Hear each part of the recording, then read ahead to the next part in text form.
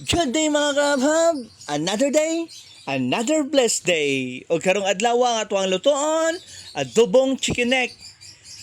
So syempre first step ana ato dyan na ginalimpyuhan ang ato ang ginaluto. Kay lami ang kaon, basta limpyo ang pagkaon. So ato lang na pabukalan og mga 5 minutes. Syempre para matangtang iyang langsa.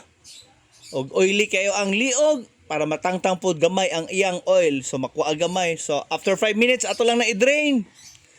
Og di ang dapita magisal na tagpanakot, ahos, sibuyas lang na. Pagguwa sa aroma, ibutang na ato ang liog sa manok. Syempre ato isabaw, pure cook lang na. Kaya medyo nahumok na siya gamay kaganina sa pagpabukal. Ang timpla ni patis suka. Bitchin o syempre gamay lang asin. Kaya syempre gagamit naman tag patis. So ato na nang hulatog mga 5 minutes na pod.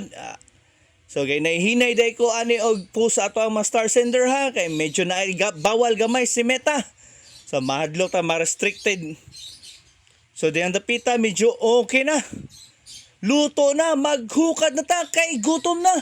Always remember mga kahabs. Tanang grasya gikan sa kaitasan.